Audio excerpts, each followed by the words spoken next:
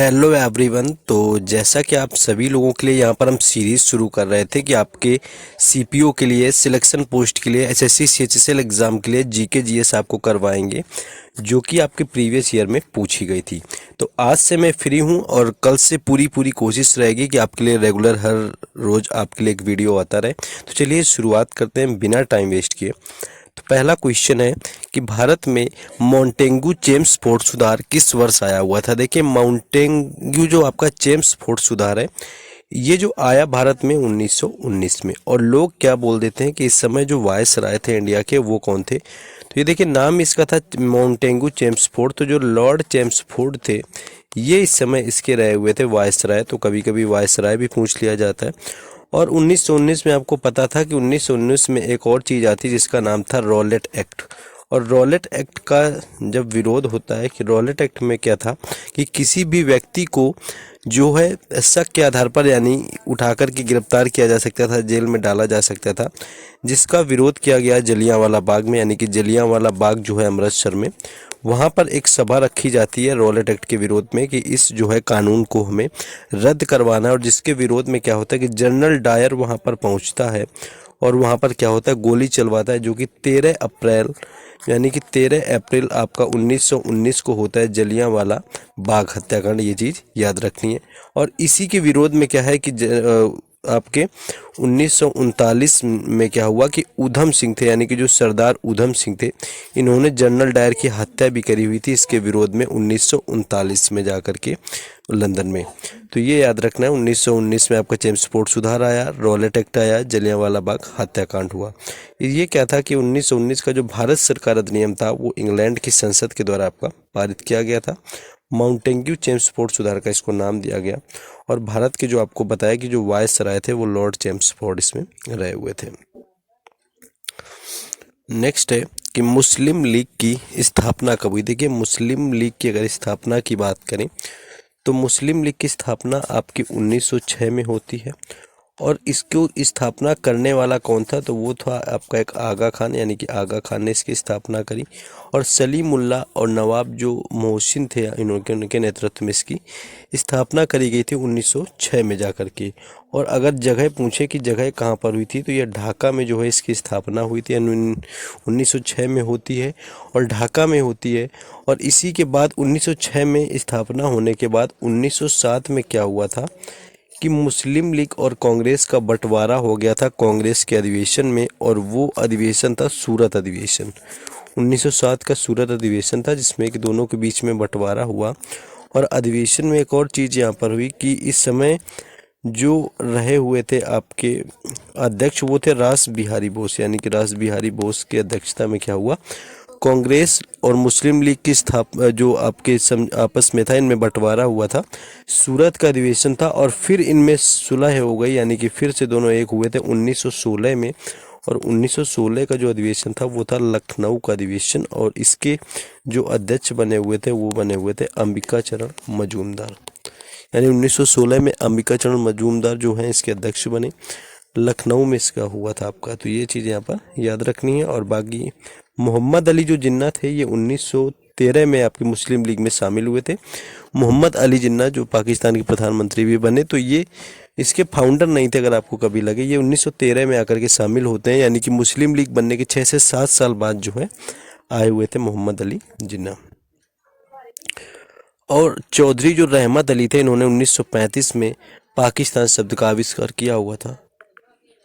अगर आपसे कभी ये पूछे कि पाकिस्तान जो है शब्द का नाम किसने दिया, यानी कि निर्माण किसने किया, तो वो चौधरी रहमत अली थे। और मार्च 1940 में मुस्लिम लीग का लाहौर अधिवेशन हुआ था और पाकिस्तान जो प्रस्ताव पारित किया गया। और भारत सरकार अधिनियम 1935 में क्या हुआ कि संघीय योजना की परिकल्पना की गई थी। नेक्स्ट आगे है,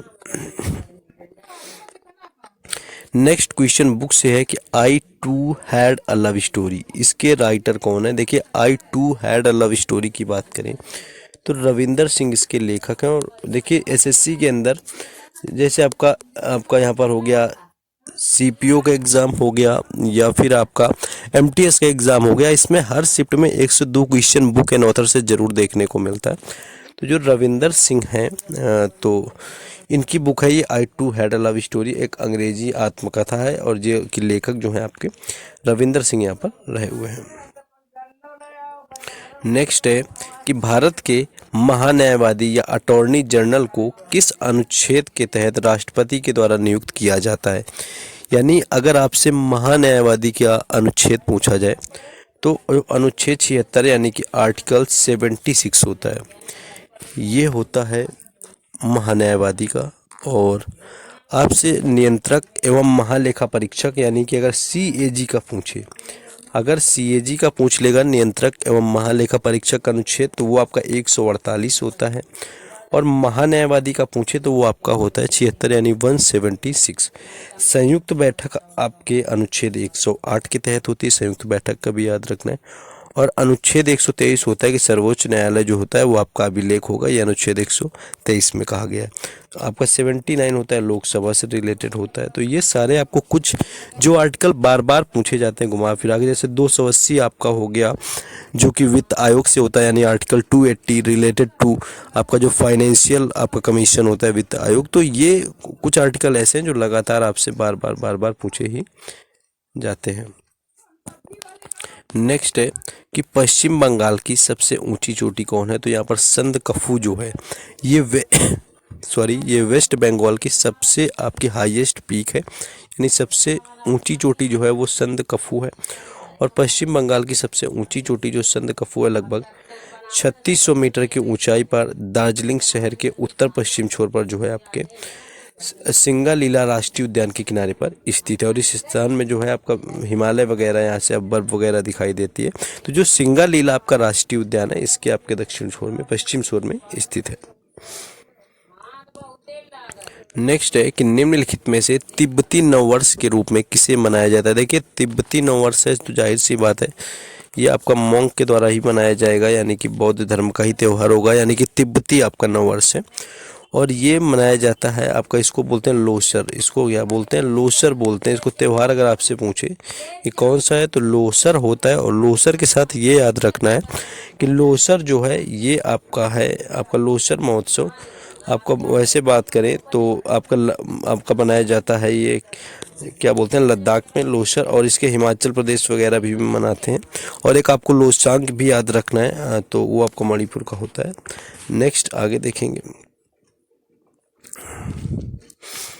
नेक्स्ट है उस बौद्ध ग्रंथ का नाम बताइए जिसमें भिक्षुओं के लिए नियम शामिल है, यानी कि भिक्षुओं को किस प्रकार से रहना है उनको नियम बनाए गए हैं। तो वो कौन से जो है बौद्ध ग्रंथ में बनाए गए हैं तो वो आपके विनय पिटक जो है आपका, यानी कि विनय पिटक के अंदर भिक्षुओं के रहने के लिए सारे नियम बनाए गए हैं बौद्ध ग्रंथ में, जिसमें भिक्षुओं के लिए नियम शामिल है विनय पिटक है। और विनय पिटक जो है बौद्ध विहित त्रिपिटक के 3 खंडों में सबसे पुराना और सबसे छोटा, और वह बौद्ध धर्म के जो है नियमों के अनुसार आपका मठवासी जो जीवन होता है और भिक्षुओं के योगिनियों का जो प्रतीक होता है उसको नियंत्रित करने के लिए यहाँ पर बनाया गया है। तो ये चीज़ें याद रखेंगे। बाकी कल से आपके लिए रेगुलर अपडेट वगैरह जो भी SSC GD का एग्ज़ाम होना है उसके बारे में आएगा। बाकी टेक्स्ट बुक का बेहतरीन ऑफ़र कल से शुरू हो रहा है, तो बेहतरीन ऑफ़र टेक्स्ट बुक का जो है आपको देख लेना है। तो वो सारी चीज़ें कल से आपके लिए अपडेट होती रहेंगी।